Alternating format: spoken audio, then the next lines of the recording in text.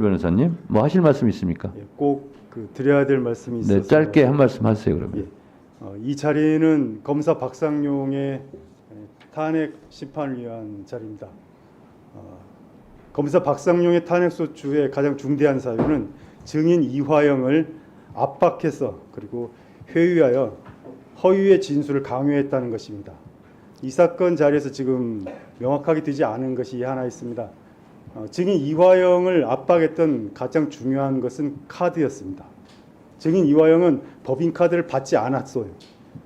법인카드를 받은 사람은 문모 씨였고, 당시 방용철은 법인카드를 모두 5장 모두를 문모 씨에게 줬다고 진술했습니다. 그러다가 김성태가 체포된 이후에 모든 관계자들이 법인카드를 이화영에게 주었다고 진술을 번복합니다.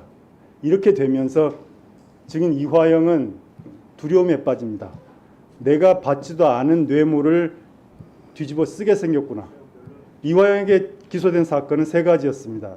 첫 번째가 특가법 뇌물죄, 그리고 외국환 거래법 위반, 그리고 세 번째가 증거인멸교사입니다. 카드를 누가 받았느냐에 따라서 뇌물죄와 증거인멸교사죄가 사라집니다.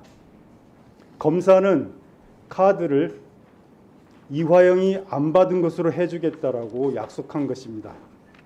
그렇기 때문에 피고인 이화영이 제19회 조서까지를 쓰고 나서 검사가 약속을 지킵니다. 7월 2일에 김성태가 법정에 나와서 갑자기 카드를 받은 사람이 누구인가 헷갈린다고 말합니다.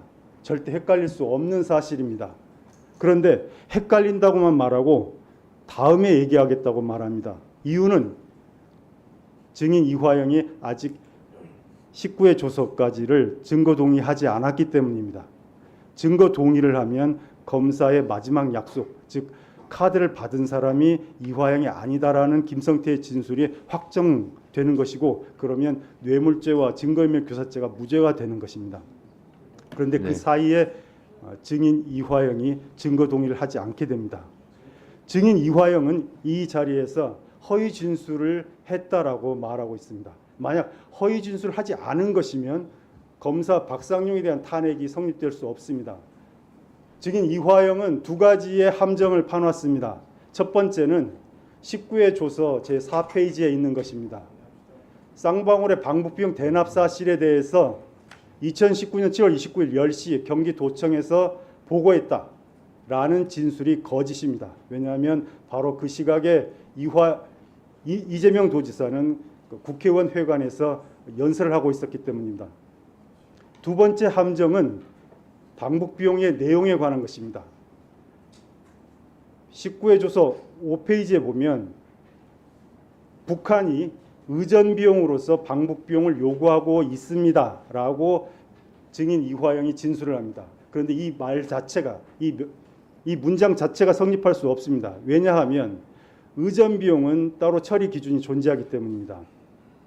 의전비용은 대통령인 경우에 회담 주최국이 부담하기로 되어 있습니다. 그리고 지방자치단체장인 경우에는 자신의 예산으로 자치단체가 지불하게 되어 있습니다. 다만 후불입니다. 다시 정리하면, 첫째, 의전비용, 방북비용은 은밀한 비용이 아니라 공식 비용이다. 둘째, 의전비용은 선불이 아니라 후불이다. 대북관계를 아는 사람은 모두 알고 있는 사실입니다. 그런데 검사들은 이걸 몰랐습니다.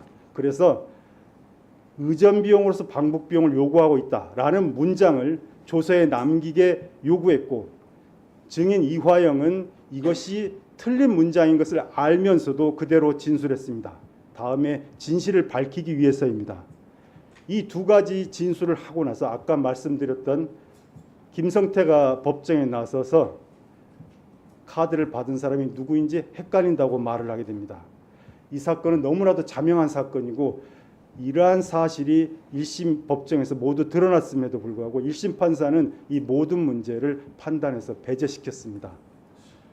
의원 여러분이 이러한 사실을 고려하셔서 탄핵 절차에서 반드시 살펴주시길 부탁드립니다. 네, 알겠습니다.